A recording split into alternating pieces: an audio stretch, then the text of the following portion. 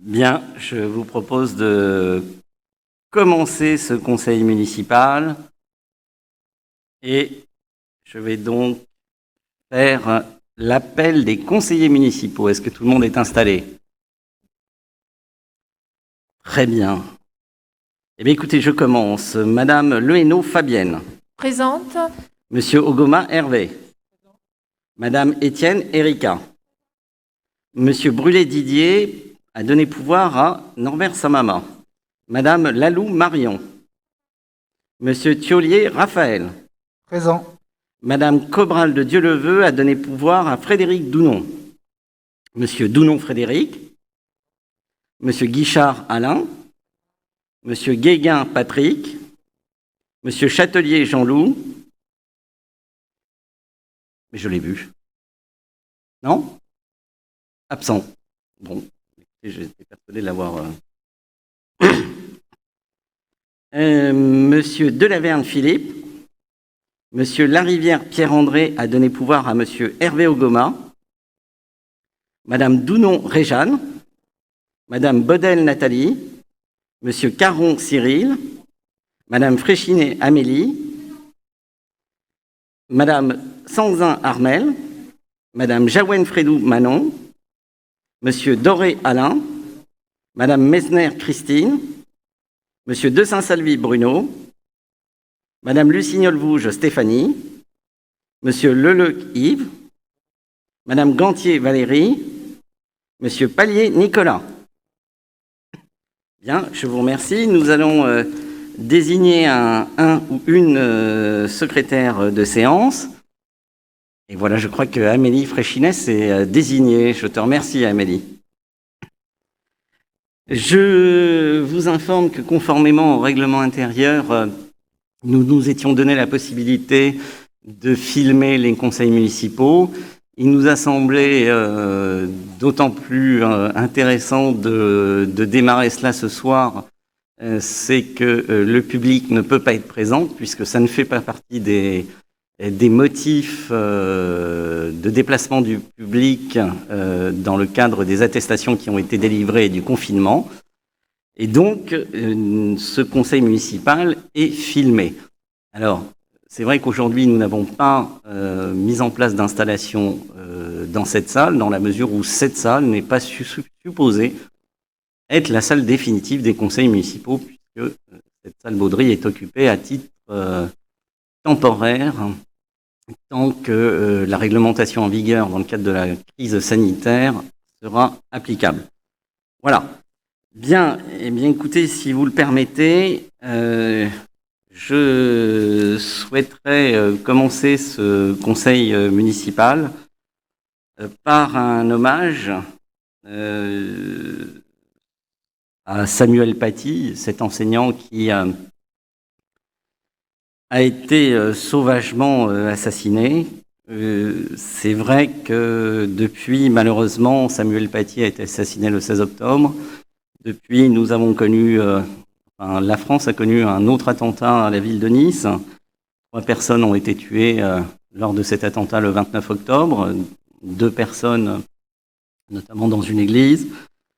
Et puis, par solidarité aussi vis-à-vis des autres pays européens qui sont victimes de tels actes. Je pense à la ville de Vienne ce 2 novembre dernier, avec l'attaque meurtrière qui, là aussi, a eu pour conclusion le décès de 4 personnes. Donc, je vais vous proposer de vous lever et d'observer 1 minute de silence. Je vous remercie.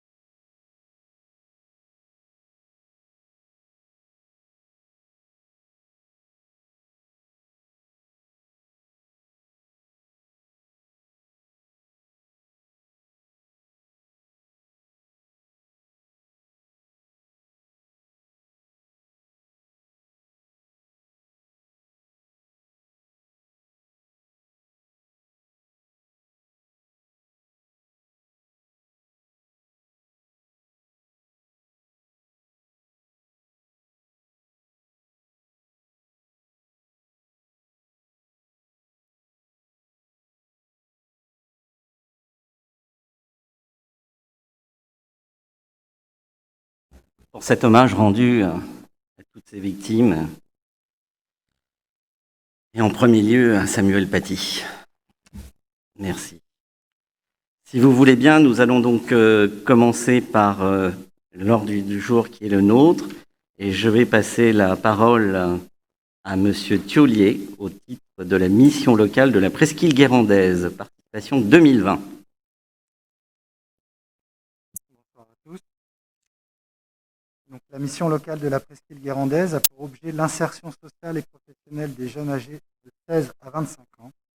Elle intervient dans le domaine de l'emploi, de la formation, de la santé, du logement, par une fonction d'accueil, d'information, d'orientation et de suivi des jeunes.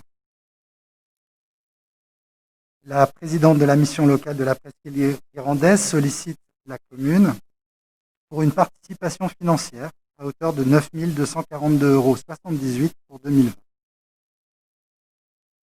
Pour mémoire, lors de l'Assemblée générale extraordinaire du 11 mai 2016, les membres de la commission locale avaient validé à l'unanimité deux propositions impactant le financement de la mission locale. Il est à noter que la mission locale aujourd'hui vit une période difficile en termes de réorganisation, mais surtout difficile parce que la fréquentation de son activité augmente fortement en raison de la situation sanitaire qui touche fortement l'économie et donc l'emploi des jeunes sur notre territoire. Le conseil municipal, vu le Code général des collectivités territoriales, considérant que par courrier en mai 2020, la présidente de la mission locale de la presqu'île guérandaise sollicite la partie financière de la commune pour l'année 2020,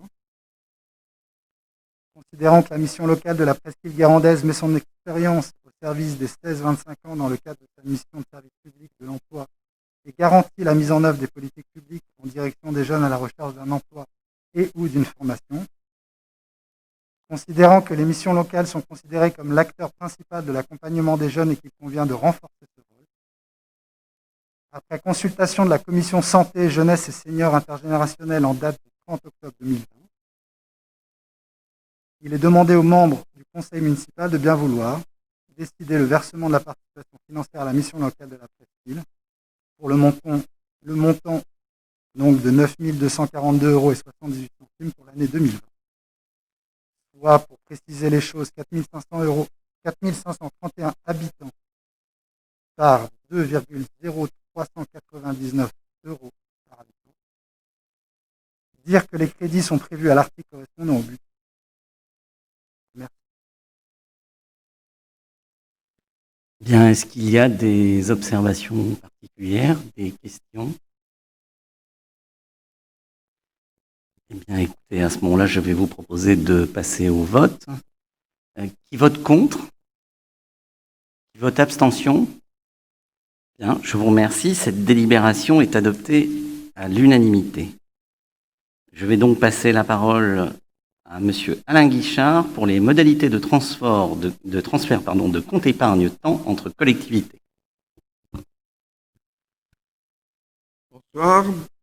Conformément au décret 2004-878 du 26 août 2004, les fonctionnaires et les agents non titulaires de droit public peuvent prétendre à l'ouverture d'un compte épargne-temps. Ce décret indique en son article 11 que les collectivités peuvent, par convention, prévoir des modalités financières de transfert des droits à congés accumulés par un agent bénéficiaire d'un compte épargne-temps à la date à laquelle cet agent change par la voie d'une mutation ou d'un détachement de collectivité. Cette convention rappelle en outre le solde et les droits d'utilisation du CET dans la collectivité d'origine et prévoit les conditions, la date du transfert et le montant de la compensation financière. Le conseil municipal doit autoriser M. le maire à signer ces conventions. Il est proposé aux membres du conseil municipal le projet de délibération 6 juin.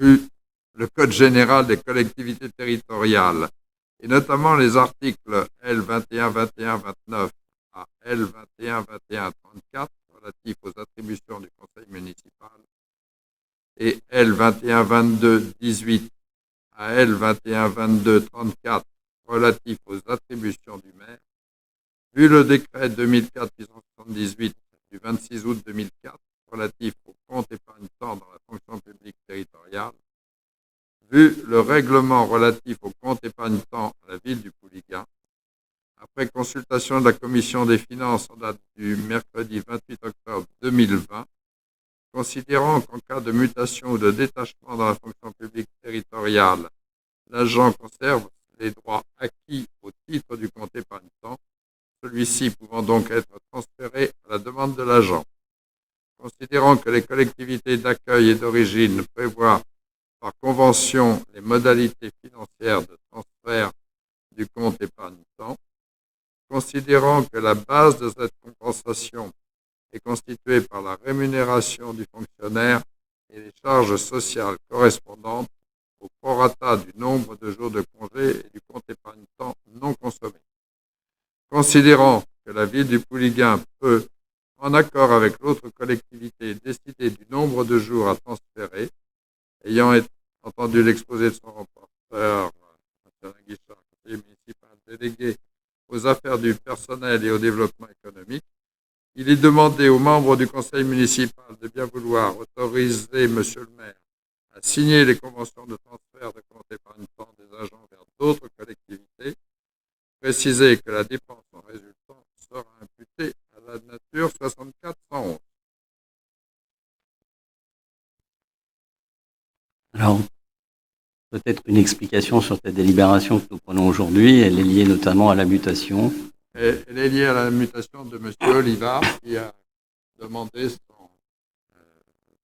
mutation vers la commune d'Herbignac. Et donc, son compte épargne-temps, il a été convenu entre les deux municipalités de partager la valeur de son compte épargne-temps. Alors, est-ce que vous avez des observations particulières, des questions? Écoutez, je vais vous proposer de passer au vote. Qui vote contre? Qui vote abstention? Qui vote pour? Voilà. Bien, écoutez, je vous remercie et cette délibération est donc votée à l'unanimité.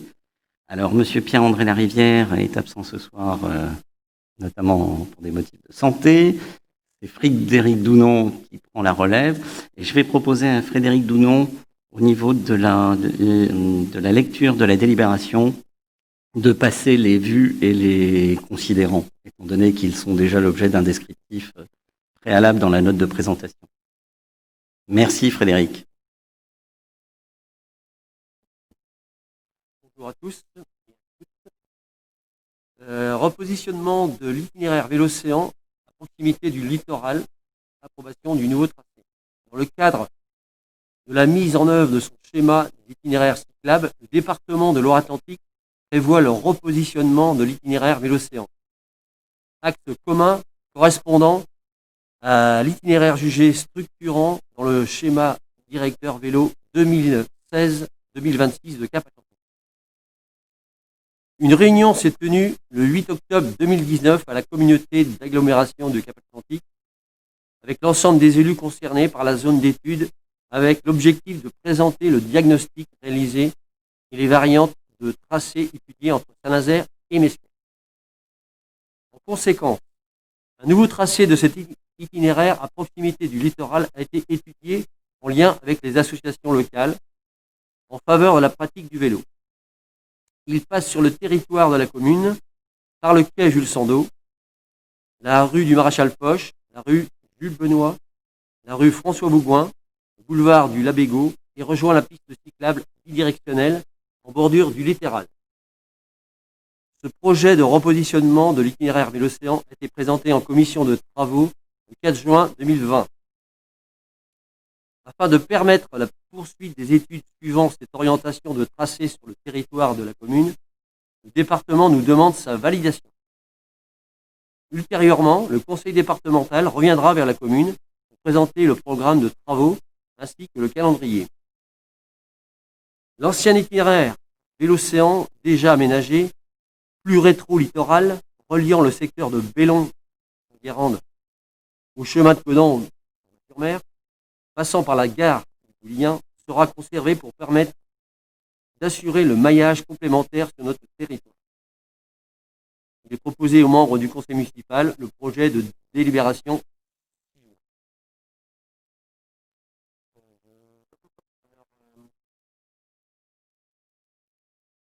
Après consultation de la commission cadre de vie, environnement et urbanisme travaux en date du 23 octobre 2020, considérant qu'il est opportun d'approuver le nouveau tracé de l'itinéraire Vélo-Océan passant sur le territoire de la commune, par le quai Justin d'Eau, rue Foch, rue Jules Benoît, rue François Bougoin, le boulevard du Labégo, et rejoignant la piste cyclable bidirectionnelle en bordure du littoral, en complément de l'ancien itinéraire déjà aménagé, reliant le secteur Bélon à Codan, en passant par la gare du Poulien.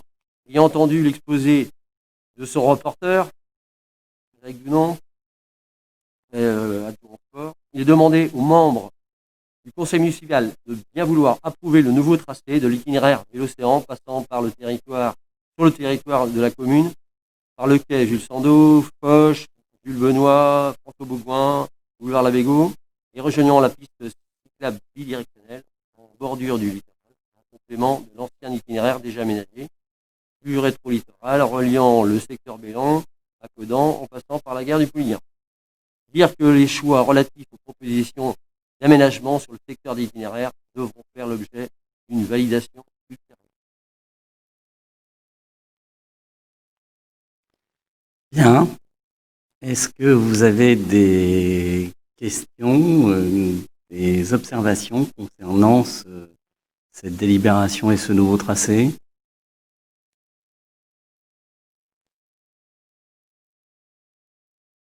Eh bien, écoutez, je vous propose dès lors de passer au vote.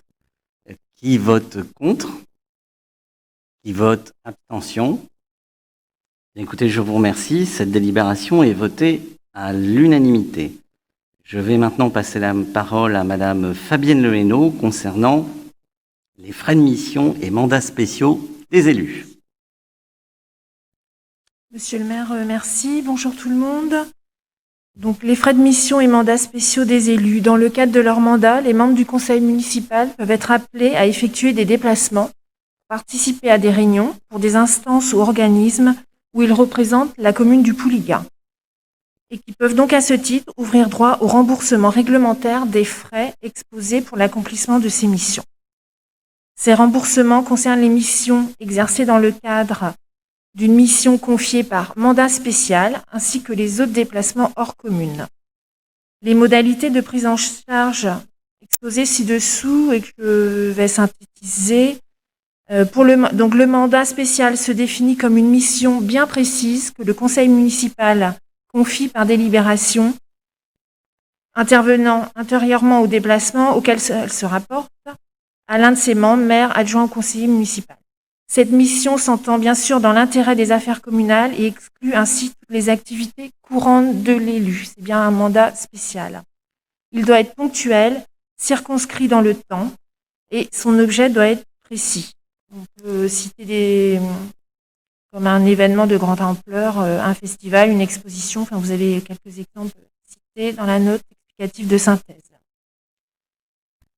Donc, avec le mandat spécial, il y a aussi les autres remboursements de frais pour les déplacements donc hors commune, et donc sont remboursés et peuvent être remboursés les frais engagés au titre des frais de séjour, des frais de transport et éventuellement des frais d'hébergement et de restauration. Voilà. Donc il est ainsi proposé ce projet de délibération après consultation de la commission des finances en date du 28 octobre 2020. Et il est demandé aux membres du conseil municipal de bien vouloir autoriser le remboursement des frais de mention spéciale et de mission prévus par le Code général des collectivités territoriales, selon les modalités qu'on a vues, à compter de la date d'installation du conseil municipal. Il est demandé aussi d'autoriser monsieur le maire ou son représentant à signer les ordres de mission concernant les élus municipaux. Et enfin, il est précisé que les crédits correspondants sont bien prévus et inscrits au budget afin de procéder au remboursement de ces frais.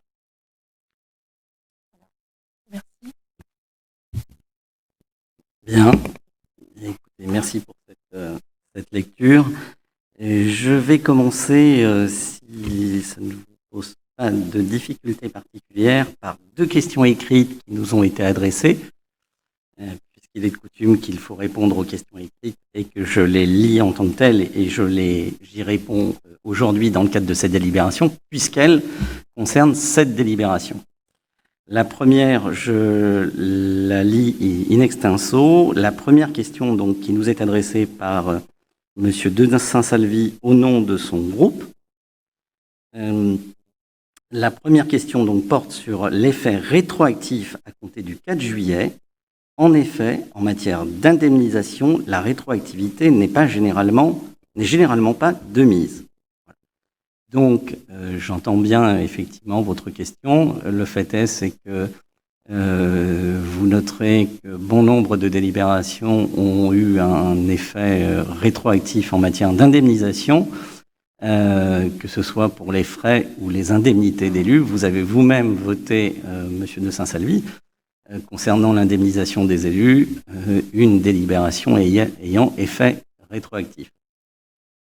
Maintenant, est-ce que ça, c'est sur la forme, et en tant que tel, sur le fond, est-ce que le caractère rétroactif qui a été signifié dans cette délibération a pour visée de couvrir des frais de mission ou de mandats spéciaux des élus? Non, il n'y a aucune demande qui soit en cours pour une prise en charge quelconque à ce niveau. Maintenant, effectivement, je dois vous dire qu'il y a forcément des frais qui ont été engagés par tous les élus dans le cadre de leur mission pour se déplacer. Je vous en cite un, et c'est pour ça qu'on a pris cette délibération. D'une part, c'est pour pouvoir, si vous voulez, prendre en charge ces frais de mission et les frais aussi dans le cadre des mandats spéciaux, mais c'est aussi par souci de transparence et de formalisme, puisque ça nous permettra de signifier et d'identifier clairement ce qui relève des frais de mission et des mandats spéciaux des élus. Ce qui n'était pas le cas jusqu'à présent dans notre commune. Et puis en termes de déplacement, bien oui, vous savez qu'on a forcément des déplacements qui sont parfois importants. Moi-même, j'en ai eu différents, souvent, mais je vous donne un exemple sur l'Assemblée générale de l'ANEL, qui est l'Association nationale des élus du littoral, qui a eu lieu à Saint-Valery-sur-Somme. Effectivement, il faut vous dire que c'est 1200 km, c'est 12 heures de route. Alors, ce sont des déplacements qui sont importants, mais qui sont aussi nécessaires parce que ça permet d'avoir une représentativité plus forte de notre commune dans certaines instances qui sont parfois aussi éloignées. Voilà, donc... Et vous aviez une deuxième question. Alors, je vais vous laisser quand même sur ce premier aspect de rétroactivité de la délibération, si vous le souhaitez prendre la parole, puis je passerai à votre deuxième question. Non, je prends en compte vos explications. Le deuxième point me paraît plus important que celui-là. Alors, je passe directement au deuxième point, si vous le voulez bien. La seconde question je vous lis in extenso, de la même manière. La seconde question sur le dernier alinéa de la délibération qui prévoit le remboursement des frais pour les mandats spéciaux, y compris sans accord préalable du conseil municipal, cette précision nous apparaît inappropriée compte tenu du caractère exceptionnel du mandat spécial. Alors, j'y réponds donc. Si vous voulez, il est signifié que les frais de mandats spéciaux, si je reprends bien, il est demandé et il est soumis au conseil municipal. Je le cite, le mandat spécial se définit comme une mission bien précise que le conseil municipal confie par délibération intervenant antérieurement au déplacement auquel elle se rapporte. Et dans le corps de la délibération, il est dans le corps de ce qui est voté. Nous avons précisé, y compris lorsque le conseil municipal n'a pas pu donner son accord préalable. Alors pour tout vous dire, toutes les communes font exactement la même chose, c'est-à-dire que si un jour nous avons une situation où il s'avère qu'il est nécessaire de se déplacer rapidement pour une occasion toute particulière. Alors, ce qu'on peut quand même dire à propos du mandat spécial, c'est quelque chose normalement d'exceptionnel. J'en donne un exemple. Aujourd'hui, à ma connaissance, certaines communes ont donné un mandat spécial à leurs élus pour se déplacer dans le cadre d'une candidature à des Jeux olympiques spécifiques. Bon.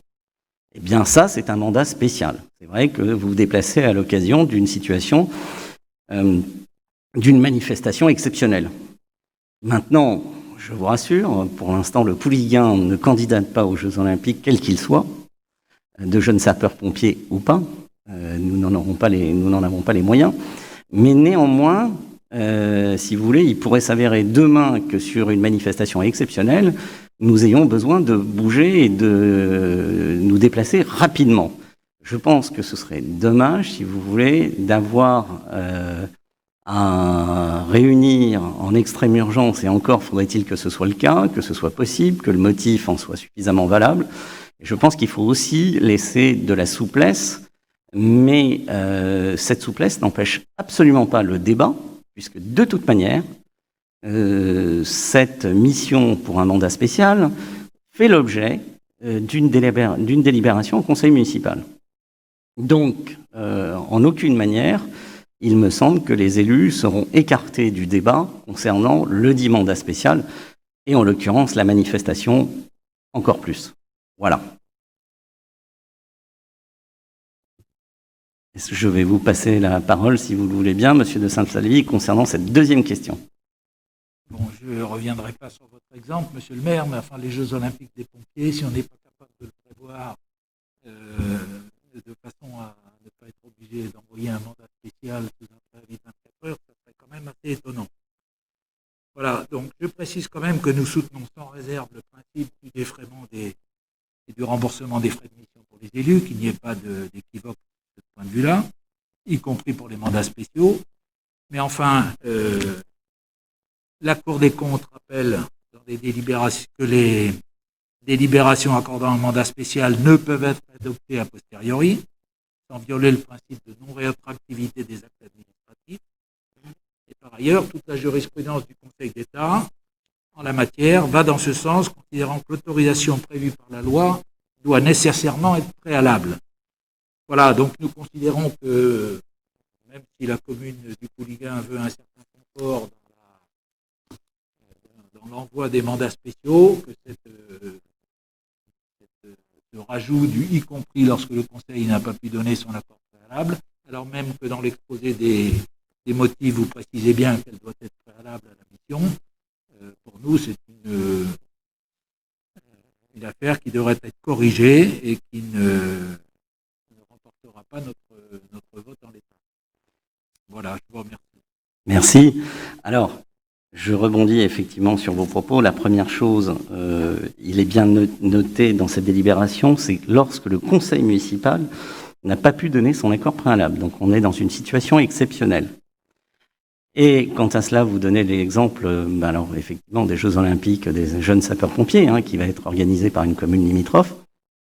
D'ailleurs, avec nous-mêmes, le Pouliguen, je veux juste vous préciser qu'il peut y avoir à tout moment la nécessité, pour X raisons, dans le cadre d'une manifestation exceptionnelle, d'avoir à être présent alors même qu'on ne l'avait pas prévu pour tel type de motif.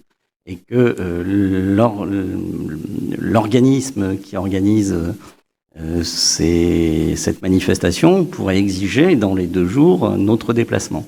Donc, à titre exceptionnel, effectivement, nous nous autorisons ce défraiement de mandats spéciaux. Et puis, deuxième chose, je tiens à vous dire, comme ça au moins que le Pouliguen n'apparaisse pas comme une exception en la matière. Il y a plusieurs communes de Cap-Atlantique, dont nos voisins, qui ont pris exactement la même délibération, avec la même exception, pour laisser justement cette souplesse en cas de situation exceptionnelle. Voilà, je pense que je veux peux absolument comprendre votre positionnement. Bon, je considère qu'en l'état, tant que le conseil municipal est consulté et que cela relève uniquement de l'exception, je pense que c'est un peu chercher la petite bête, mais c'est un point de vue. Bien, je vous remercie. Je vais passer la parole aux autres conseillers puisque j'ai répondu à ces deux premières questions écrites. Est-ce qu'il y a d'autres observations en l'état? Non. Voilà. Alors, je tiens juste à préciser qu'effectivement, cette délibération a été prise. Pour nous, elle paraît importante parce qu'elle vous permettra aussi de connaître le montant des frais de mission des élus. Et je pense que, si vous voulez, là aussi, cela correspond à notre démarche de transparence. Effectivement, je l'ai souligné, c'était une délibération qui n'existait pas auparavant et elle offrira aussi, non seulement aux élus, mais aux citoyens, plus de clarté dans l'utilisation et le coût que suppose un certain nombre de participations des élus dans des instances diverses et variées et pour des situations un petit peu exceptionnelles. Maintenant, elle me paraît d'autant plus importante qu'il y a eu précédemment des frais qui ont été engagés et qu'en réalité, ils n'étaient pas couverts par une dite délibération. Voilà. Je vous remercie. Je vais passer au vote. Qui vote contre? Qui vote abstention? Bien, je vous remercie. Cette délibération est adoptée. Je vais me permettre désormais pour cette 5e délibération de passer la parole à Monsieur Ogoma concernant le transfert de la compétence PLU à la communauté d'agglomération Cap-Atlantique. Oui, merci Monsieur le maire. Au préalable, les 3 délibérations qui suivent, la 5, 6 et 7, comportant des notices explicatives de synthèse assez longues, j'en ai refait une synthèse que je vais vous lire. Donc, la première concerne le PULI, le plan local d'urbanisme intercommunal. La loi du 10 juillet 2010 portant engagement national pour l'environnement a institué le PLUI comme étant la règle, le PLU devenant l'exception, sauf si 25% des communes représentant 20% de la population s'y opposent. La loi ALUR avait fixé 2 échéances pour le transfert de la compétence PLUI à l'échelle intercommunale. Le 27 mars 2017, le transfert a été rejeté par 12 communes, soit 80% des communes représentant au moins 90% de la population. Le 1er janvier 2021, pour la seconde échéance, cette dernière échéance justifie la délibération qui doit être prise avant le 31 décembre 2020. Actuellement, sur le territoire de Cap-Atlantique, qui comporte 15 communes pour 70 000 habitants, chaque commune dispose d'un PLU qui doit être compatible avec le SCOT de Cap-Atlantique. Notre PLU approuvé le 28 janvier 2014 devra être mis en compatibilité avec le SCOT de Cap-Atlantique. L'adoption du PLUI est un véritable transfert de compétences dont les conséquences seraient les suivantes. Cap-Atlantique pourra décider d'achever toute procédure d'évolution d'un document d'urbanisme, même engagée avant la date du transfert de compétences. Cap-Atlantique aura la compétence pour les évolutions du PLU existant dans l'attente de l'approbation du PLUI. Le droit de préemption urbain sera délégué à Cap-Atlantique. Cap-Atlantique sera compétent en matière de règlement local de publicité. Seule compétence laissée au maire, la délivrance des autorisations d'urbanisme. Il est important de rappeler que le PLU communal, au travers de ses règles, permet la mise en œuvre des projets politiques des élus et que les orientations générales au niveau intercommunal sont déjà précisées dans le SCOT intercommunal. Donc je vous fais grâce ensuite des visas et des considérants.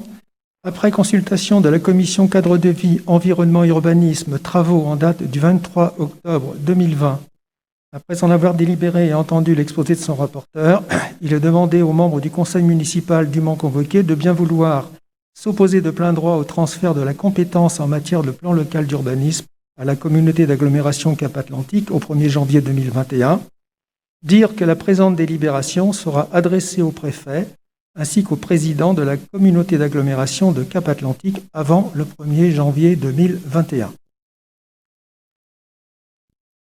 Vous avez des questions éventuelles à poser sur cette délibération? Non, pas de questions. Donc, on va passer au vote. Si vous voulez bien. Tu le fais? Je t'en prie, oui, c'est le Non, maire qui non, le fait, désolé. c'est pas la question. Non. Je vais juste, je me permets pour le coup d'avoir une petite observation. Effectivement, c'est vrai que c'est un enjeu en tant que tel, le PLU intercommunal. Le fait est, c'est que nous avons sur le territoire de Cap-Atlantique la chance d'avoir un SCOT qui couvre la totalité de Cap-Atlantique, qui, pour tout vous dire, est en cours de compatibilité, de mise en compatibilité, plutôt les PLU sont en cours de mise en compatibilité avec le SCOT, et donc beaucoup de communes de Cap-Atlantique sont engagées dans un processus, alors quand il s'agit de motifs légers, donc dans un processus de modification, et quand il s'agit de motifs plus lourds, d'un processus de révision. C'est vrai que s'engager, si vous voulez, au niveau de l'intercommunalité dans un PLU intercommunal, alors même qu'on est dans le cadre d'une mise en compatibilité des PLU vis-à-vis du SCOT, qui est un document intercommunal, je pense que quelque part, et c'est pour ça que, et je tiens à le dire, nous ne sommes pas les seuls aujourd'hui à ne pas opter en tant que commune pour un plan local d'urbanisme intercommunal, parce que tout simplement, si vous voulez, si toutes les communes sont en cours de révision ou en cours de modification, on rajouterait un processus d'élaboration d'un PLU intercommunal, alors même que le SCOT, qui est déjà un projet de territoire, un peu comme le PLUI peut l'être, c'est-à-dire que le PLUI aujourd'hui, si vous voulez, l'évolution des PLU en PLUI, c'est aussi pour porter des projets de territoire.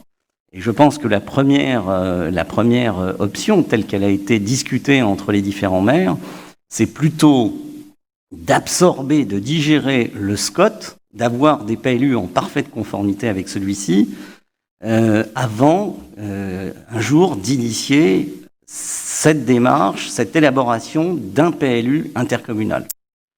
Donc, pour tout vous dire, à ma connaissance, je pense que la question peut se poser, est-ce que 25% des communes représentant au moins 20% de la population s'opposent au transfert de compétences? Je pense que ce pourcentage va être obtenu, parce que pour tout vous dire, à ma connaissance, Guérande, Pénétin,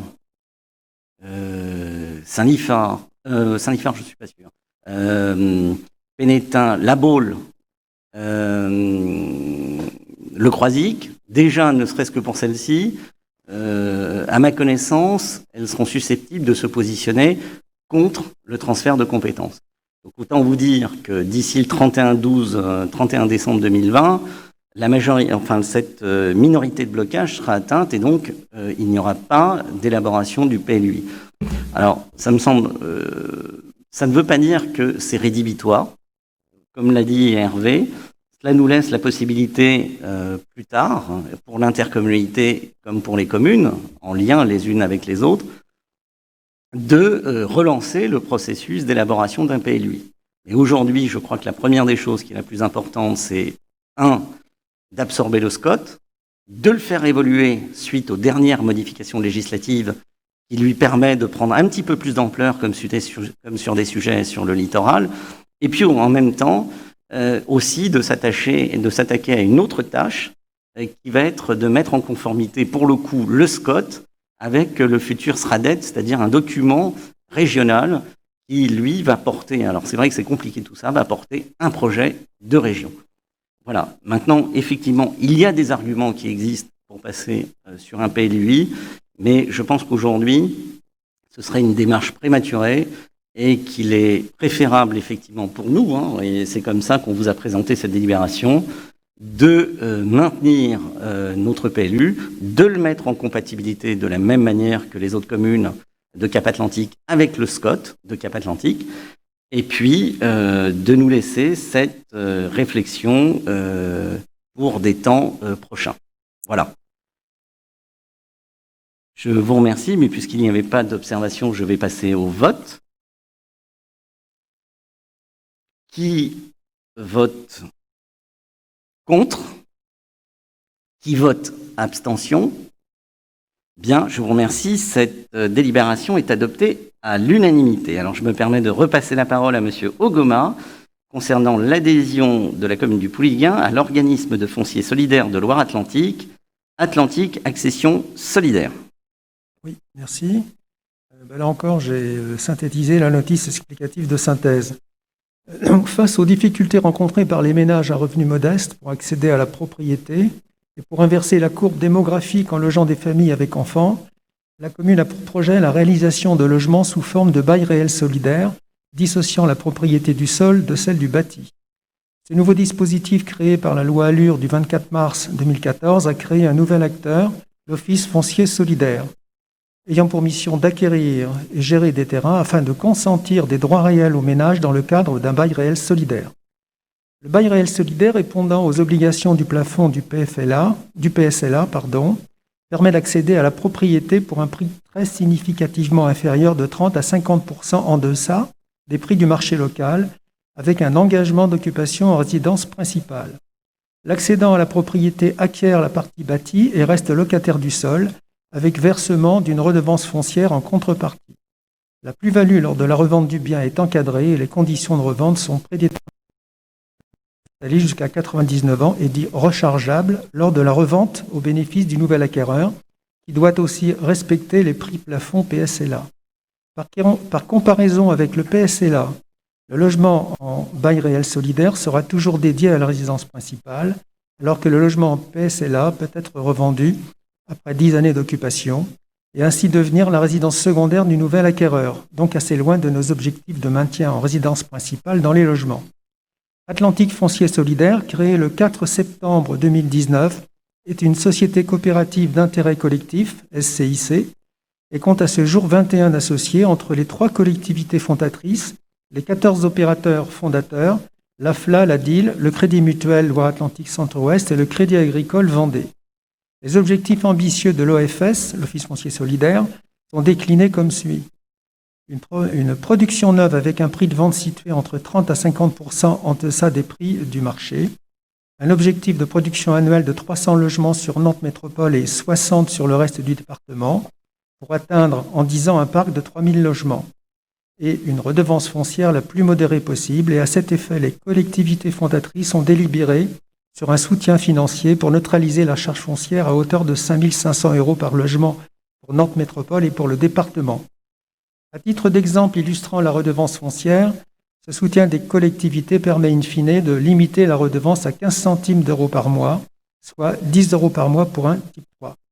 Enfin, les programmes en bail réel solidaire peuvent bénéficier de l'exonération de la taxe d'aménagement et les collectivités territoriales et EPCI peuvent instituer un abattement de 30% sur la base d'imposition de la taxe foncière sur les propriétés bâties. Donc là encore une fois, je vous fais grâce des visas et des considérants. Après consultation de la commission cadre de vie, environnement, urbanisme, travaux en date du 23 octobre 2020 et ayant entendu l'exposé de son rapporteur, il est demandé aux membres du conseil municipal de bien vouloir approuver l'entrée au capital de la SCIC SAS Atlantique Accession Solidaire par la souscription de 100 parts sociales d'une valeur nominale de 10 €, soit un apport de 1 000 €. Désigner M. Norbert Samama, maire, comme représentant au sein de l'Assemblée générale des associés de la SCIC SAS. Approuver la candidature de la commune de Le Pouliguen, représentée par M. Norbert Samama, maire, comme membre du conseil d'administration de la SCIC SAS, au titre du collège des autres collectivités et apporteurs de foncier, étant précisé que cette candidature sera proposée lors de la prochaine Assemblée générale de la SCIC SAS, et autoriser Monsieur le maire à prendre toutes les dispositions nécessaires à l'exécution de la présente délibération. Est-ce que vous avez des remarques, des observations? Oui.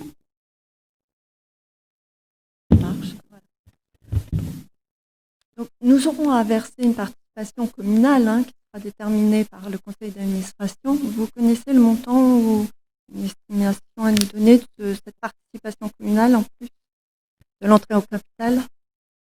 Non, aujourd'hui, si vous voulez, il n'est pas demandé de participation communale. Donc Ah ben, nous c'est avons, pourtant écrit. oui, mais en l'état, il ne sera pas demandé de participation communale. Donc aujourd'hui, l'organisme, nous avons un droit un coût d'adhésion et nous serons donc susceptibles de nous en tenir à ce coût d'adhésion. Voilà. C'est en tout cas ce qui nous a été bien précisé, d'autant plus que, si vous voulez, il y a différents apports qui peuvent se faire vis-à-vis de cet organisme. Oui.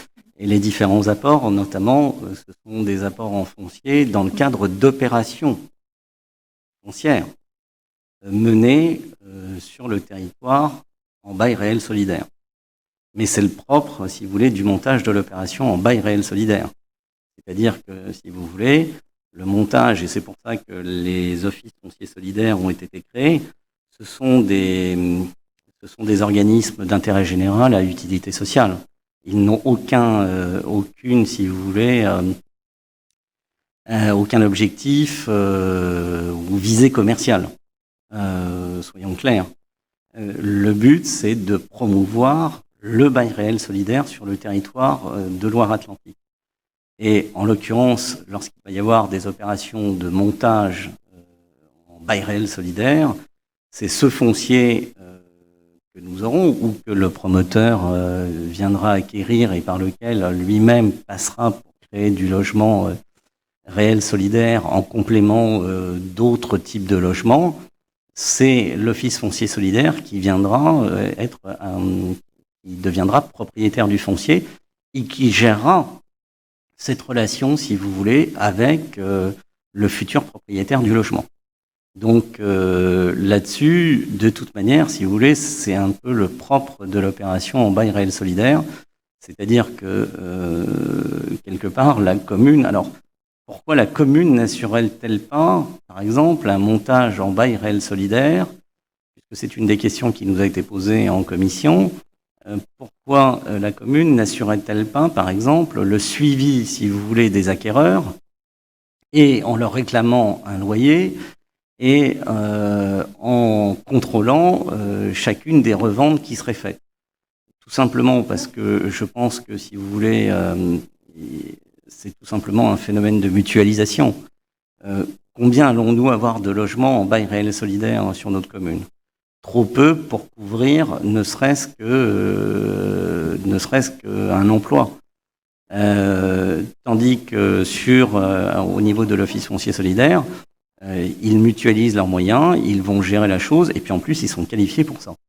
C'est le propre de l'office foncier solidaire, et c'est avec eux qu'on passera pour le montage d'une opération. J'ai bien compris. Mais non, il n'y aura pas, en dehors de ce qui relève, si vous voulez, du montage d'une opération, il n'y aura pas de participation auprès de l'office foncier solidaire. Ok, donc dans les futurs projets, je sais que vous avez déjà le souhait d'introduire des logements BRS pour le projet Cornin. Comment ça va se passer justement entre l'aménageur et l'office foncier solidaire, l'organisme foncier solidaire, qui finalement sera propriétaire du terrain de ces logements BRS? Est-ce que ce sera encore l'aménageur ou, si normal, l'office ou l'organisme foncier solidaire? Alors, si vous voulez, dans le cadre du montage d'une opération, mais je peux peut-être laisser répondre Hervé, mais sinon, pour vous dire très très simplement, puis après je vais passer la parole à Hervé, le propriétaire et l'aménageur. Oui. Le propriétaire et l'aménageur. Enfin, quand je dis le propriétaire, il n'est pas encore propriétaire. C'est-à-dire qu'aujourd'hui, vous avez un aménageur sur le secteur de Cornin qui a signé une promesse de vente avec la commune.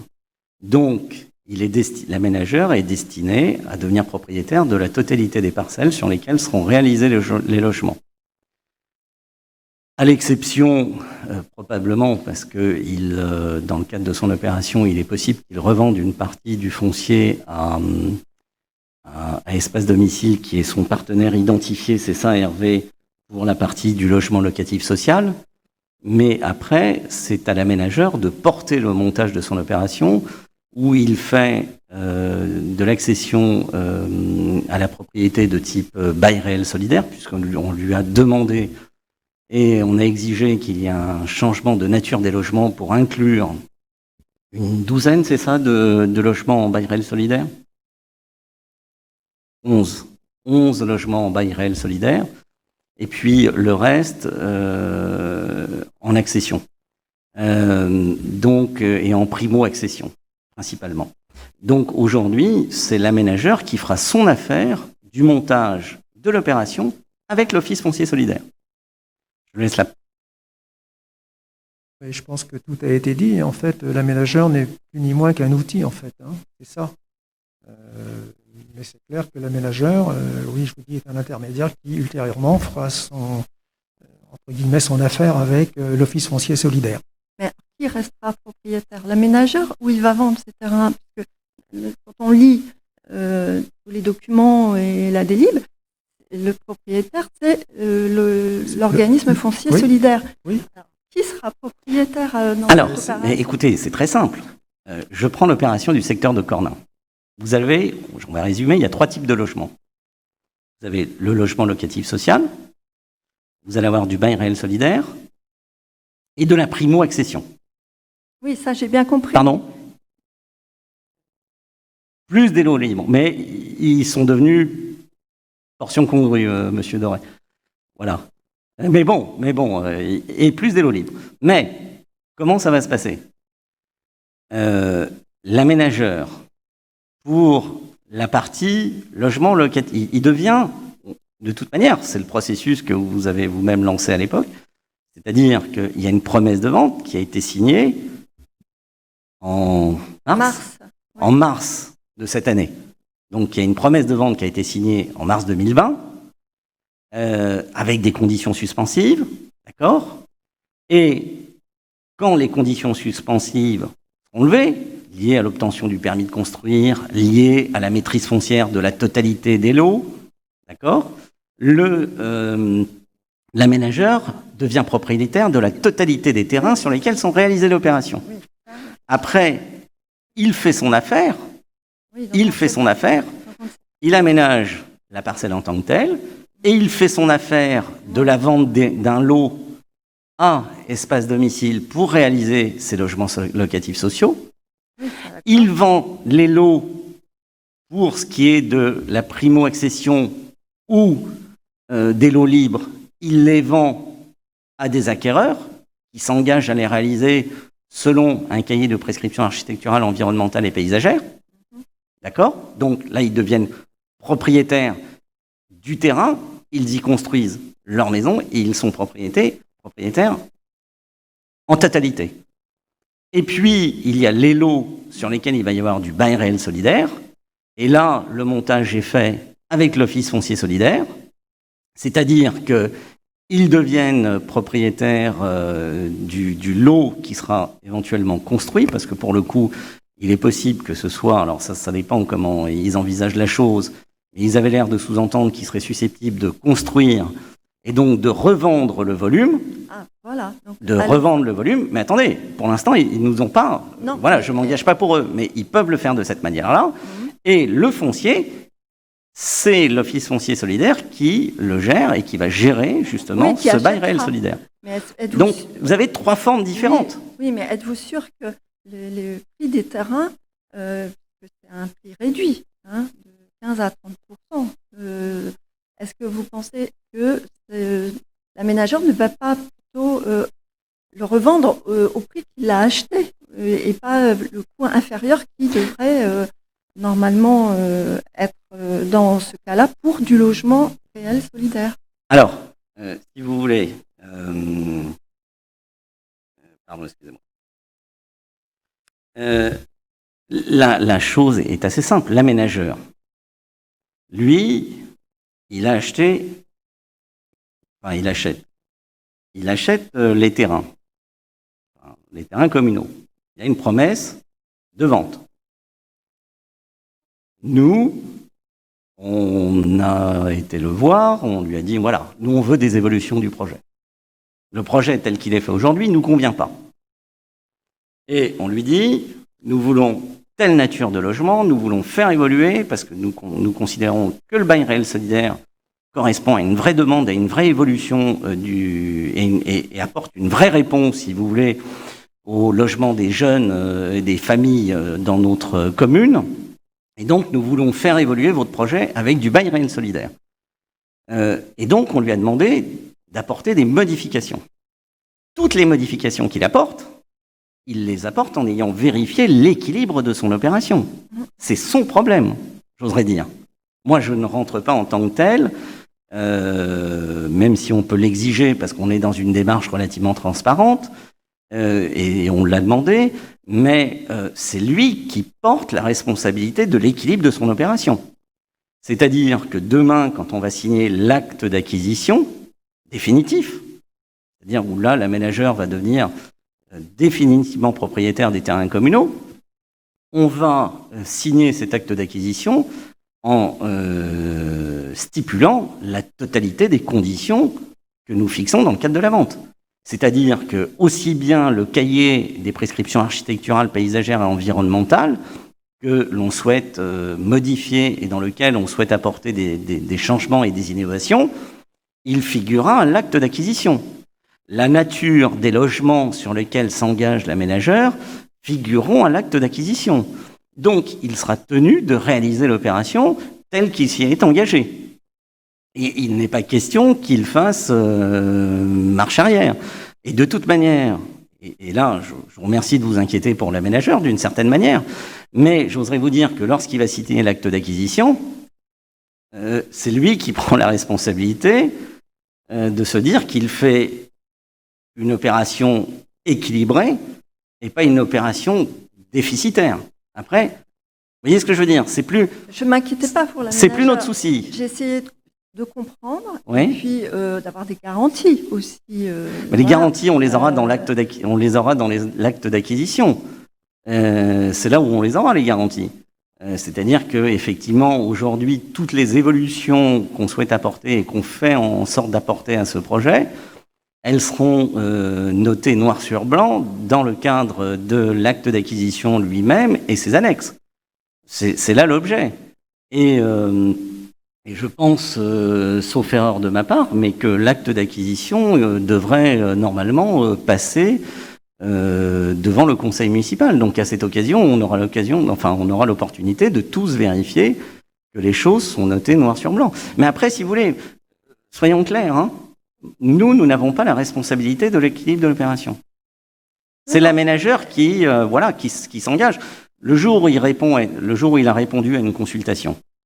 Alors effectivement, là, on change la donne. Aujourd'hui, nous partons du principe que nous restons sur le même prix de vente, qu'on fait évoluer son opération, qu'il trouve un équilibre en nous disant, moi, je peux aller jusque-là, je tiens à réaliser cette opération et je peux faire évoluer le projet jusque-là. Et donc, à partir de là, écoutez, il n'y a pas de raison de lui dire, monsieur, je remets en question la manière dont vous avez monté votre opération et j'ai des craintes pour vous et je pense que vous faites un mauvais montage. Vous savez, malgré tout, ce sont des professionnels et quand ils s'engagent à faire quelque chose dans un sens, c'est qu'ils s'en sont assurés à minima financièrement au préalable. Ok. Vous avez dit tout à l'heure qu'il n'y aurait pas de participation communale, mais qu'il pourrait y avoir un apport de foncier. Donc mettre à disposition des terrains communaux ou de les vendre à l'Office foncier solidaire? Alors, si vous voulez, quand je vous ai dit ça tout à l'heure, c'est-à-dire qu'aujourd'hui, quand je suis dans le cadre d'une opération telle qu'elle est réalisée au secteur de Corlin. Excuse-moi Hervé, pour le coup, donc, si tu veux, t'es sûr? Je ne veux pas te frustrer. Bon, pardon. Mais si vous voulez, aujourd'hui, en réalité, sur le secteur de Corlin, la maîtrise d'ouvrage, elle est assurée par l'aménageur, qui est en fin de compte un aménageur opérateur. Demain, si la commune réalisait quelque chose en maîtrise d'ouvrage, mais de toute manière, ça n'est pas de son ressort, ça n'est pas de sa compétence, mais s'il y avait une réalisation en maîtrise d'ouvrage, peut-être qu'effectivement, c'est la commune elle-même qui apporterait le foncier à l'Office foncier solidaire. Mais ce n'est pas le cas. Toutes nos opérations, soyons clairs, la commune n'a pas la compétence de maître d'ouvrage, de réalisation d'opérations en accession sociale, puisque c'est d'une certaine manière des opérations en accession, n'a pas la compétence pour réaliser elle-même ce type d'opération. Donc ce qui va se passer, c'est que sur toutes ces opérations qui seront réalisées demain, il y aura ou une mise en concurrence ou des consultations de gré à gré avec de futurs opérateurs qui nous feront des propositions qui correspondent à nos attentes. Et là aussi, on passera par un mécanisme qui fera que nous céderons le foncier dont nous sommes propriétaires auprès d'un opérateur qui lui-même se chargera de trouver l'équilibre de son opération et de monter l'opération en lien avec l'OFS lorsqu'il y aura du bail réel solidaire. D'accord, vous passerez donc par un opérateur. Écoutez, on n'a pas vocation, très clairement, hein, Madame Gantier, on n'a pas vocation. Alors, on pourrait, non, c'est pas. Alors, en général, les communes passent plutôt par un office public communal, mais c'est pas tellement à la mode, pour tout vous dire. Et je doute qu'on en ait besoin au Pouliguen, qu'on ait besoin d'un office public communal, donc on ne le fera pas.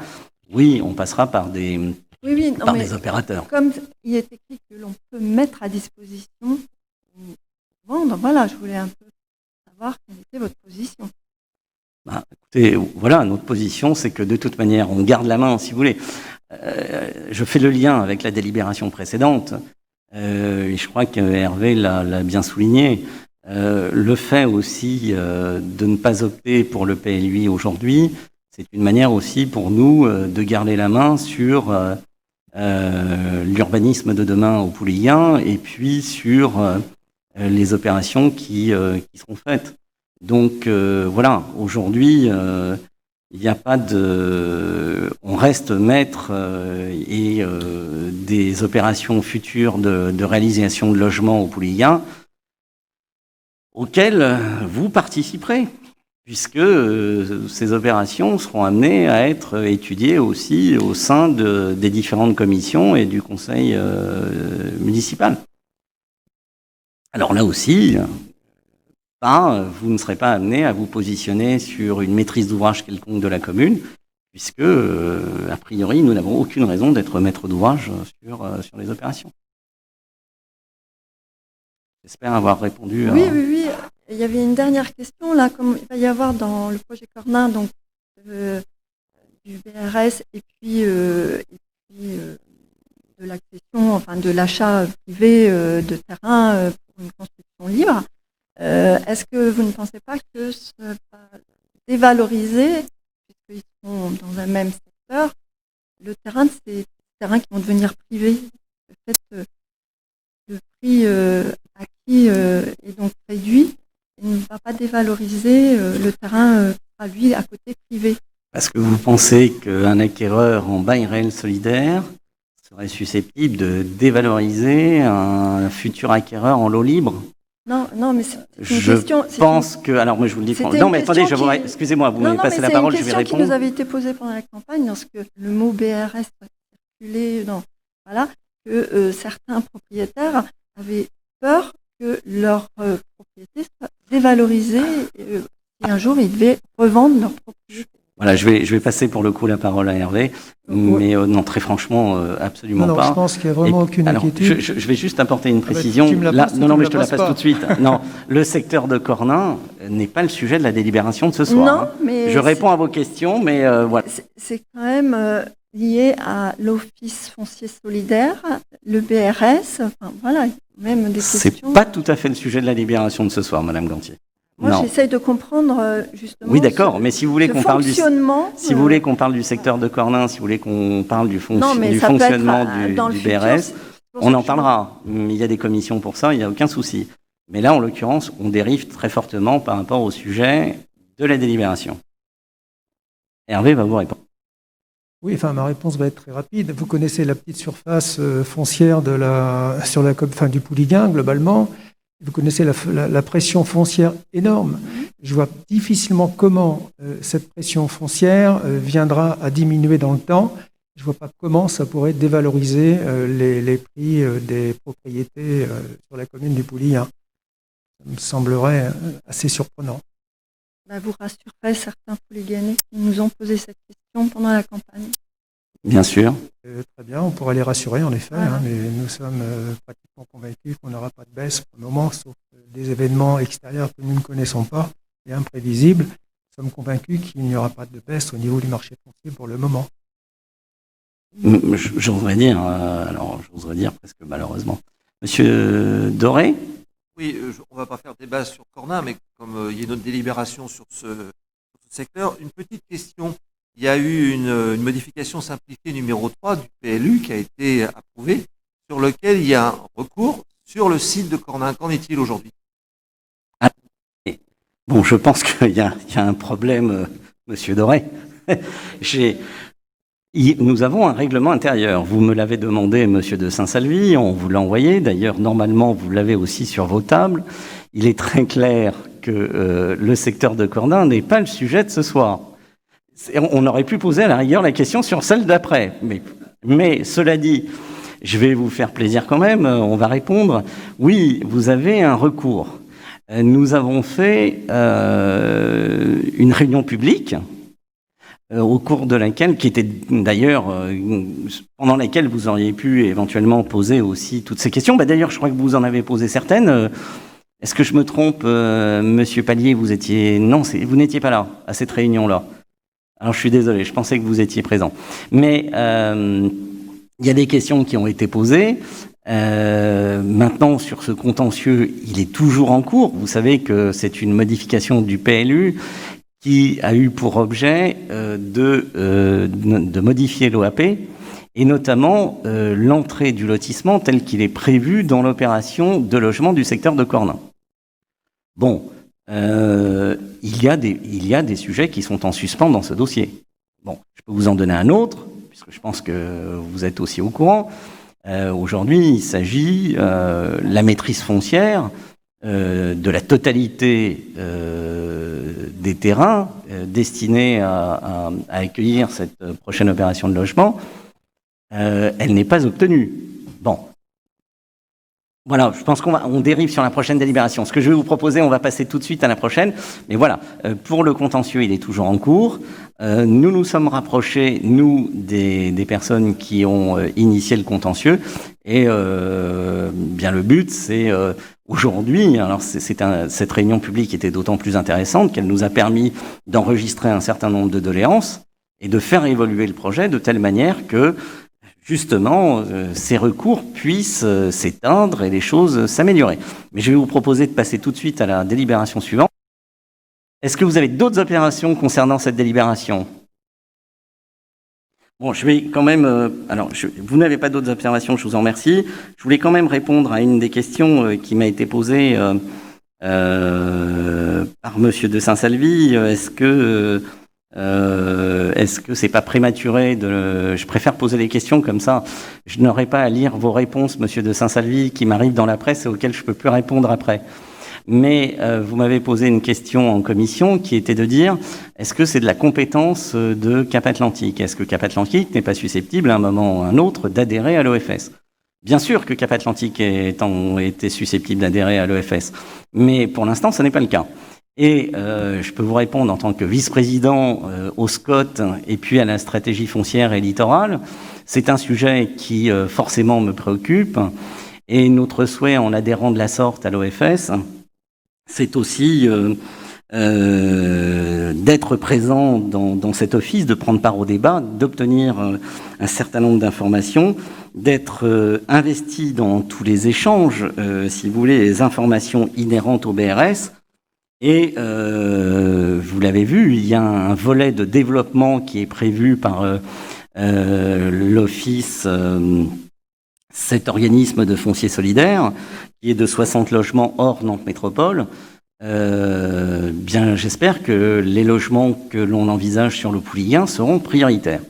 Et c'est un peu cela notre démarche, mais croyez bien qu'au niveau de Cap Atlantique, la réflexion a été initiée et je pense que peut-être que vous serez amené, je ne crois pas parce que vous ne faites pas partie de la commission de transition écologique et justement stratégie foncière, mais pour ceux qui en font partie dans votre groupe, ils auront connaissance de ces démarches et je pense que c'est un un sujet qui sera sur la table dans les 6 prochains mois, dans la prochaine année en tout cas. Je crois qu'il y a beaucoup d'autres sujets en cours. Voilà. Donc je vais vous proposer de passer au vote et d'aller directement à la dernière délibération qui manifestement vous intéresse plus. Donc, qui vote contre? Qui vote abstention?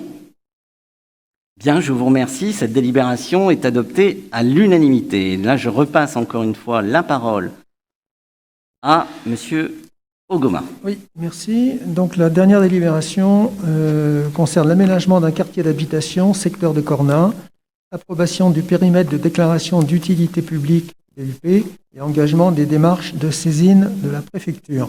Donc là encore, j'ai un peu synthétisé la note explicative de synthèse.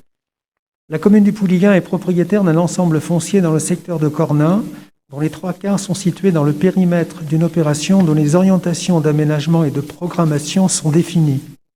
La commune a engagé des démarches pour l'aménagement de ce secteur, qui a été confié par délibération du conseil municipal en date du 19 novembre 2019 à la société Crédit Mutuel Aménagement Foncier. Cet opérateur a initialement proposé un projet qui, de 32, a évolué à 35 logements, compte tenu de l'obligation d'en réaliser un minimum de 34 imposé par l'OAP. Notre objectif étant d'accueillir durablement les familles sur ce projet, nous avons demandé à cet opérateur d'intégrer des logements en bail réel solidaire qui permet à des familles d'acquérir un logement à des prix se situant entre 30 à 50% en deçà des prix du marché, avec obligation d'occuper leur logement en résidence principale. Concernant la négociation foncière, à ce jour, il reste 5 parcelles à acquérir, réparties entre 3 propriétaires. Malgré les démarches menées par les ménageurs, il est à craindre que des difficultés apparaîtront dans la négociation. Sans ces derniers terrains, l'opération ne peut pas démarrer. En conséquence, pour parvenir à la maîtrise de ces derniers fonciers, nous devons recourir à une procédure d'expropriation, sans pour autant arrêter la négociation qui continuera en parallèle. Du fait de son évolution vers du BRS qui est en capacité d'apporter une amélioration démographique, il est nécessaire de déclarer d'utilité publique l'opération d'aménagement du secteur de Cornin, d'approuver le périmètre de déclaration d'utilité publique annexé à la présente. Il est précisé que le conseil municipal devra ensuite délibérer pour valider le contenu des dossiers de déclaration d'utilité publique et d'enquête parcellaire avant transmission au préfet pour lancement effectif de la procédure. Donc là, je vous fais également grâce des visas et des considérants. Après consultation de la commission cadre de vie, environnement, urbanisme, travaux en date du 23 octobre 2020, il est proposé aux membres du conseil municipal, après exposé de son rapporteur, d'approuver le périmètre de la déclaration d'utilité publique du projet du quartier d'habitation de Cornin, tel qu'annexé au présent, et autoriser Monsieur le maire à signer tous les documents nécessaires à l'exécution de la présente délibération. Est-ce que vous avez des questions, des observations? Oui, Monsieur de Saint-Salvé. Monsieur le maire, je dois d'abord souligner que nous soutenons totalement le projet d'aménagement du quartier de Cornin, projet initié par l'ancienne municipalité et qui figurait en bonne place dans notre programme. J'en profite pour dire que nous avons quand même été un peu surpris de votre communication dans la presse de ce jour, l'écho de la presqu'île. Vous soulignez que vous faites évoluer le projet par rapport à l'ancienne municipalité en y ajoutant du bail réel solidaire. La délibération du 27 février 2020 prévoyait complètement le bail réel solidaire. Donc une récupération un peu étrange. Je reviens à la délibération.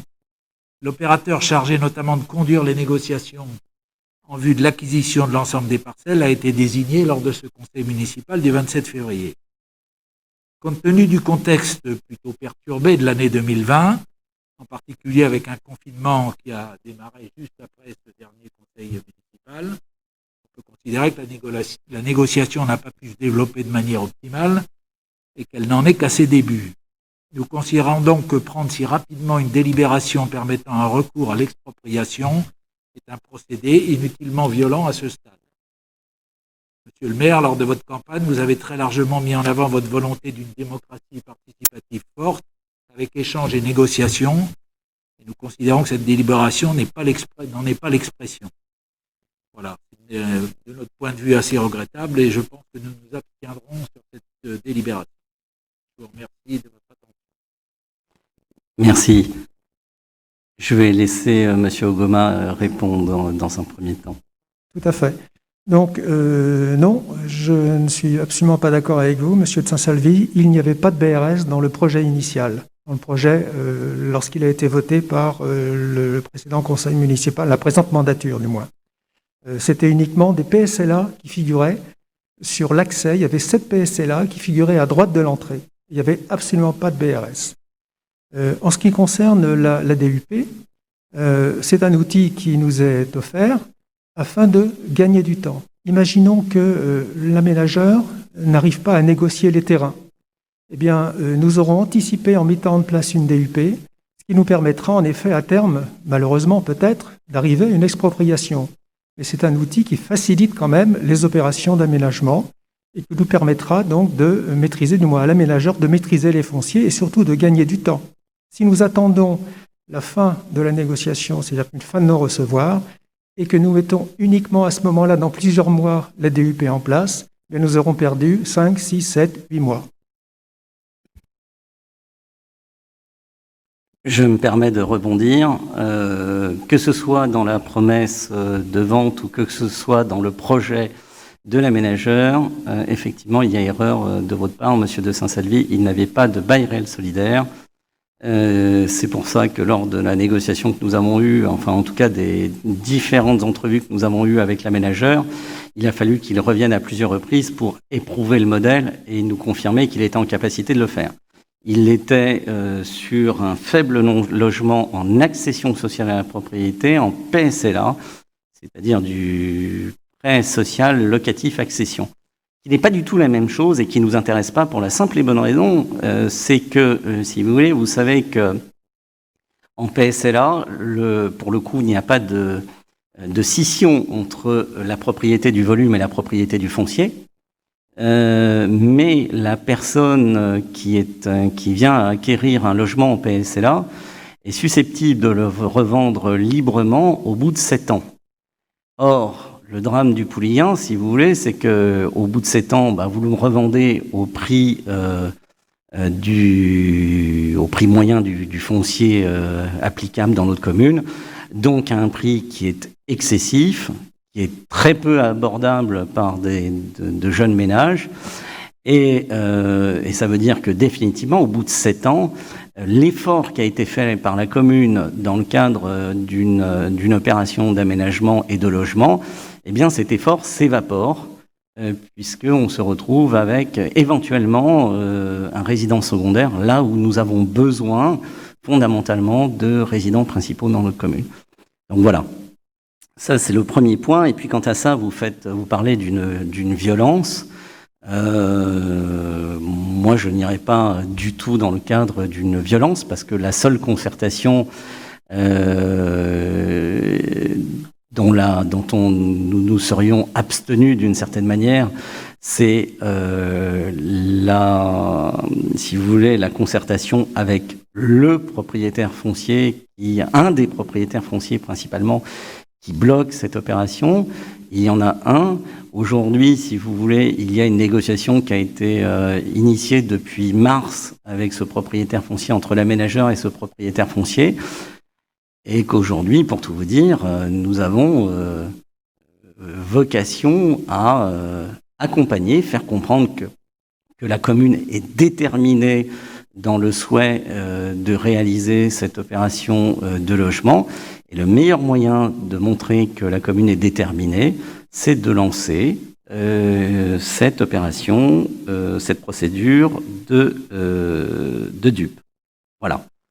Donc nous ne partageons pas du tout la même position. Madame Gantier ? Oui, nous rejoignons le groupe Ensemble pour le Pouliguen. Nous non plus, nous ne sommes pas favorables à exproprier par la force les biens de Pouliganais. Nous aussi, on pense que ça n'a fait que 6 mois que le compromis est signé. C'est un compromis et puis qu'il faut laisser le temps à la négociation. Nous sommes effectivement en pleine crise sanitaire. Donc il y a encore, je pense, d'autres actions plus urgentes à mener et laissons la négociation se faire, mais pas de la force. Alors, je vais juste vous dire une chose, c'est que, le logement est une urgence, et vous le savez, au Pouillen, c'est une urgence. Ça, c'est la première chose. Et puis la deuxième chose, je voudrais juste vous rappeler que vous avez voté vous-même une délibération le 19 novembre 2019, et dans la consultation et le cahier des charges que vous avez voté, favorablement en tout cas à cette époque, il est signifié la chose suivante. Le candidat retenu disposera d'un délai de 6 mois maximum à compter de la signature du protocole d'accord pour maîtriser les parcelles privées, promesse ou compromis signé de l'OAP. Sans maîtrise de l'ensemble des propriétés privées dans le délai imparti, la commune se réserve le droit de ne pas donner suite au projet de cession. Une procédure d'expropriation sera alors engagée. Nous avons dépassé le délai de 6 mois. Donc si vous deviez agir, si vous aviez été à notre place, et si vous aviez dû agir conformément à la délibération que vous avez votée, ça veut dire qu'en réalité, vous auriez dès octobre lancé la procédure d'expropriation. Donc, vous voyez... On peut revoir les choses. Vous pouvez changer d'avis. Non, mais bien sûr, c'est pas interdit. Et aujourd'hui, non, nous ne sommes pas pour la DUP. J'entends. Et puis, quant à ça, vous voyez, monsieur de Saint-Salvi, cette violence que vous soulevez dans l'acte, je pense que si vous aviez eu la possibilité, en tout cas le soin de relire la totalité de la délibération, vous auriez pu noter que cette procédure d'expropriation était déjà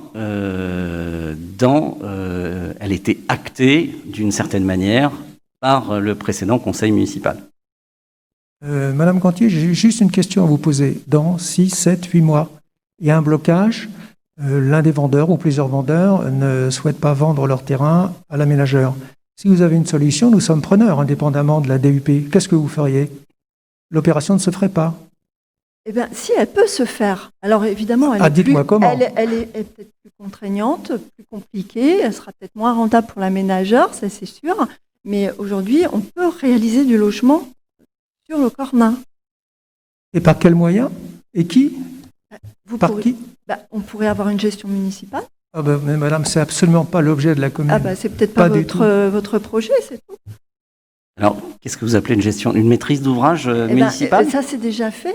En 99, vous avez tout un projet qui se trouve à l'Allée des Paludiers, qui était une gestion totalement communale. C'est la mairie qui a vendu ses propres terrains à des particuliers.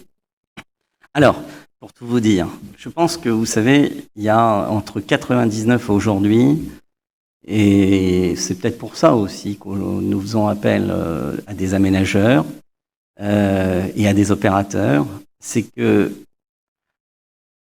en 99, pour tout vous dire, on parlait à peine de labellisation des logements, de performance thermique,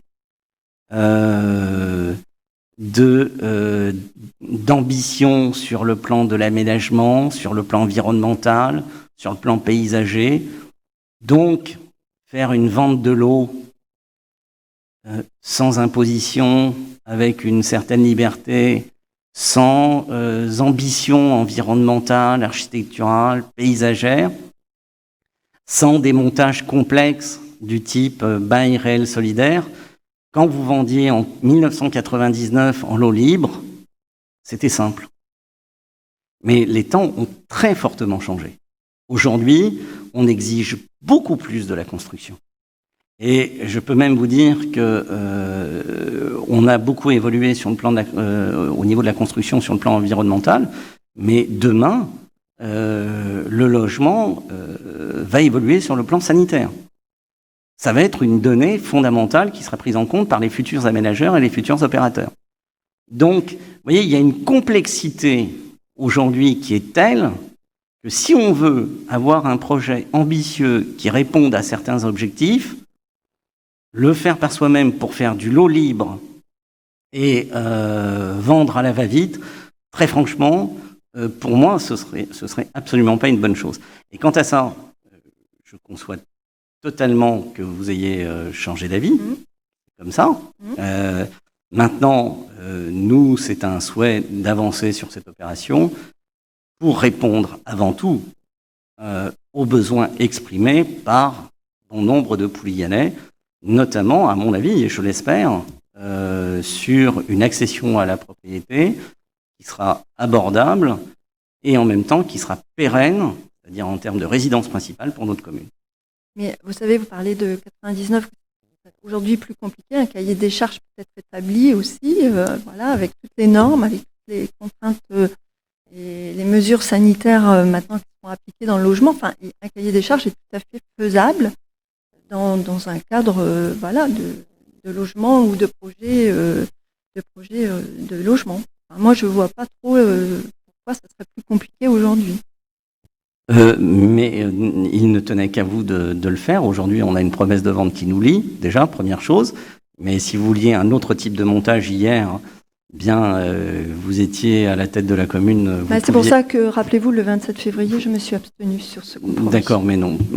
Mais vous pouviez l'envisager. Ça ne pose absolument pas... Oui, mais je tiens à vous signaler que le 19 novembre, vous avez... Et le texte que je viens de lire, vous l'avez voté, Madame Gantier. Oui, mais d'accord. Mais le 19 novembre, vous l'avez voté. Le 27 février, c'est la promesse de vente que vous n'avez pas votée parce que vous avez considéré que c'était la veille de l'élection municipale et c'était votre justification. Et effectivement, nous-mêmes, nous avions la même. Nous considérions que c'était la veille d'une élection et que c'était dommage d'engager la prochaine équipe municipale.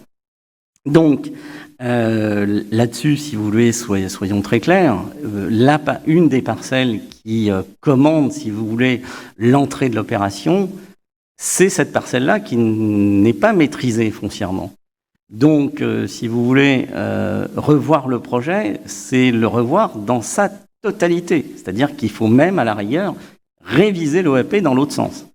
Bon, je pense que si vous voulez, s'il s'agit de perdre 1 an et demi, 2 ans, voire 3 ans, je pense qu'il y a d'autres chats à fouetter et plus on ira vite et mieux ce sera. Voilà. Monsieur de Saint-Salvi. Juste une petite précision compte tenu de l'évolution du débat. Nous ne sommes pas en tant que tel contre la déclaration d'utilité publique. Nous considérons qu'elle arrive trop tôt. Donc on peut laisser plus de temps à la négociation. On n'est pas à 2-3 mois. Maintenant, si la négociation bloque, manifestement, elle est encore en cours. Oui. Vous savez, c'est ce qu'on appelle de l'anticipation, monsieur de Saint-Salvi. Je ne vais pas demander à monsieur Doré combien de temps dure une opération de déclaration, une procédure de déclaration d'utilité publique et une procédure d'expropriation. Mais je pense que vous en doutez, monsieur Doré, on est plutôt sur un délai de 2 ans. Donc, si vous voulez, il vaut mieux commencer tout de suite que d'attendre 2 ans et de commencer au bout de 2 ans. Il y avait quelque chose qui avait été voté à l'époque. Il y a eu déjà un délai de 8 mois de négociation. 8 mois de négociation, je pense qu'il faut que la commune donne un signe et qu'elle montre sa volonté. Et en prenant cette délibération, nous montrons notre volonté d'aller au bout de cette opération d'aménagement.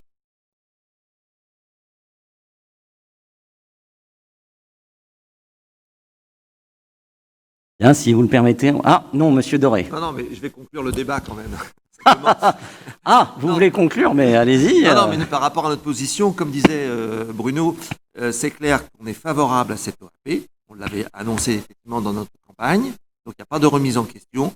La seule chose qu'on met en avant ce soir, c'est pas de reporter d'autant l'objectif de le réaliser, mais comme on avait mis en avant la concertation qu'on proposait, nous, on va s'abstenir, mais on ne remet pas en cause le projet et ni le contenu.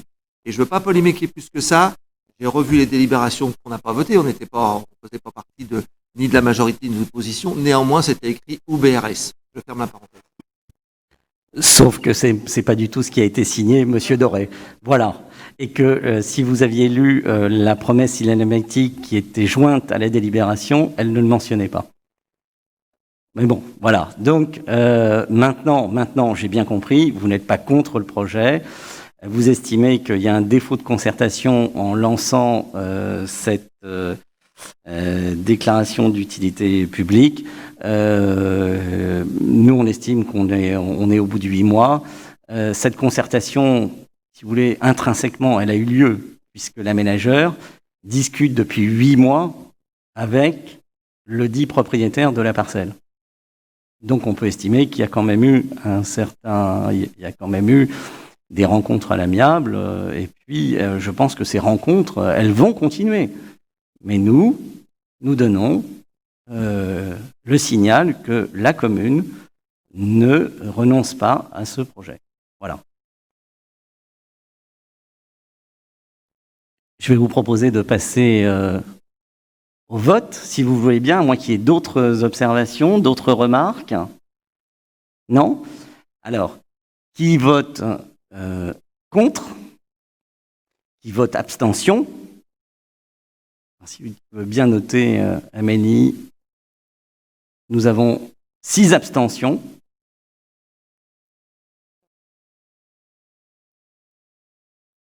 Oh, pardon, excusez-moi. Pardon. 7 abstentions. Et donc, cette délibération est adoptée. Bien, nous en avons terminé avec les délibérations. Si vous le voulez bien, je vais procéder à la lecture d'une information et de décision. Information de l'Assemblée délibérante de fin de détachement sur un emploi fonctionnel. Monsieur le maire informe l'Assemblée délibérante le 6 novembre 2020 de l'engagement de la procédure de fin de détachement de Madame Chénaud Marie-Christine au grade de directeur général 20 à 40 000 habitants sur l'emploi fonctionnel de la directrice générale des services de la mairie de Le Pouliguen. Madame Chénaud Marie-Christine était détachée sur cet emploi depuis le 5 janvier 2009.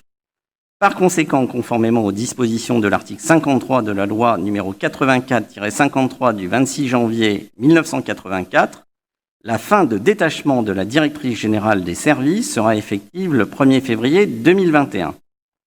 Tout ça, pour confirmer conforme, sera transmis à Monsieur le Préfet et ainsi qu'au centre de gestion. Décision du maire du 16 octobre 2020. Objet, tarifs communaux 2020, location de chalets, marché de Noël. Le maire de la ville de Le Pouliguen, vu le Code général des collectivités territoriales, notamment l'article L2122-22 alinéa 4, relatif à la délégation du conseil municipal au maire, vu la délibération numéro 1 du conseil municipal en date du 23 juillet 2020 par laquelle le conseil municipal a délégué ses pouvoirs au maire en tout ou partie et pour la durée de son mandat, conformément à l'article L2122-22 alinéa 2 de fixer dans la limite de 1 600 € par tarif les tarifs des droits de voirie, de stationnement, de dépôt temporaire sur les voies et autres lieux publics, et d'une manière générale des droits prévus au profit de la commune qui n'ont pas un caractère fiscal, avec obligation de rendre compte à chaque conseil municipal des décisions prises. Considérant qu'il convient chaque année de réactualiser les tarifs communaux, décide, article 1er, le tarif communal concernant la location de chalets pour le marché de Noël 2020 est fixé à 100 € pour la période du 14 décembre 2020 au 3 janvier 2021. Une caution de 200 € est fixée à la signature de la convention. Article 2, la présente décision prendra effet à compter du 16 octobre 2020. Article 3, la présente décision sera transmise à Monsieur le Préfet de la Loire-Atlantique et portée à la connaissance des membres du Conseil municipal à la prochaine séance du Conseil municipal. Article 4, Madame la Directrice Générale des Services de la Ville et Monsieur le Comptable du Trésor sont chargés, chacun en ce qui concerne, de l'exécution de la présente décision, qui sera publiée au recueil des actes administratifs de la ville de Pouliguen, faite au Pouliguen le 16 octobre 2020. Décision du 26 octobre 2020, convention d'occupation temporaire d'une partie des parcelles 6 chemin de la Grand-Lande, cadastrée 233-234 entre la ville du Pouliguen et Madame Lafont Alexandra. Le maire de la ville de Le Pouliguen, vu l'article L2122-22 alinéa 4 du Code général des collectivités territoriales, relatif à la délégation du conseil municipal au maire, vu la délibération numéro 2020-0702 du conseil municipal en date du 23 juillet 2020, par laquelle le conseil municipal a délégué ses pouvoirs au maire pour la durée du mandat, conformément à l'article L. 2122-22-alinéa 5, de décider de la conclusion et de la révision du louage de choses pour une durée n'excédant pas 12 ans, avec obligation de rendre compte à chaque conseil municipal des décisions prises. Décide. Article 1er. Une partie des parcelles de terrain sises chemin de la Grande Lande, cadastrées 233 et 234, sont mises gracieusement à la disposition de Madame Alexandra Lafont, domiciliée 29 avenue de Quérault, au Pouliguen, pour une durée d'1 an à compter du 1er novembre 2020. Article 2. L'utilisation du terrain communal est destinée exclusivement à accueillir des chevaux. Article 3. La présente décision sera transmise à Monsieur le sous-préfet de l'arrondissement de Saint-Nazaire et portée à la connaissance des membres du conseil municipal à la séance suivante. Article 4. Madame la directrice générale des services de la ville est chargée de l'exécution de la présente décision qui sera publiée au recueil des actes administratifs de la ville du Pouliguen. Article 5. Ampliation sera transmise à Madame Lafont. Compte rendu des décisions du maire au conseil municipal du 6 novembre 2020, Monsieur le maire rend compte à l'Assemblée des décisions qu'il a prises en application de l'article L. 2122 du Code général des collectivités territoriales et de la délibération numéro 1 du 28 avril 2014 reçue au contrôle de légalité le 12 mai 2014 portant délégation du conseil municipal au maire. Numéro STDU 2020-09 signé le 12-10-2020 reçu au contrôle de légalité le 13-10-2020. Avenant numéro 2 au marché, location et entretien de vêtements de travail et de linge, procédure adaptée de service, durée 1 an reconductible 3 fois, soit 4 ans, attributaire SLI blanchisserie industrielle, marché initial hors taxe 17 246,26 €, avenant numéro 1 hors taxe 894,84 € hors taxe, et donc l'avenant numéro 2 qui concerne la présente décision, 123,51 € hors taxe, qui nous donne un nouveau marché hors taxe de 18 264,61 €. Numéro STDU 2020-11 signé le 16-10-2020 reçu au contrôle de légalité le 16-10-2020. Un avenant numéro 1 au marché, maintenance et entretien des installations de chauffage, de production d'eau chaude sanitaire, de ventilation, procédure adaptée de service, durée 1 an reconductible 3 fois, soit 4 ans, attributaire thermique de l'Ouest, le marché initial hors taxe est de 12 961,58 €, et l'avenant qui nous concerne ce soir, concernant la présente décision, il s'agit d'un montant de 467,55 €, et ce qui nous donne un nouveau marché hors taxe de 13 429,13 €. Alors, je vais donc clôturer ce conseil municipal. Je vous informe, puisque on me fait passer des petits mots pendant la séance, que le marché de Noël, en raison notamment du confinement, a été décalé du 19 décembre, au 19 décembre au lieu du 14. Voilà. Et aujourd'hui, nous considérons que nous continuons et nous nous adapterons en fonction des décisions qui seront portées à notre connaissance par la préfecture et l'État. Il s'agit de s'adapter. Je vais donc clôturer le présent conseil, Monsieur de Saint-Salvi. Je vous propose de nous retrouver le 11 décembre pour un prochain conseil municipal. Je vous en remercie et je vous souhaite une bonne soirée. Merci à vous.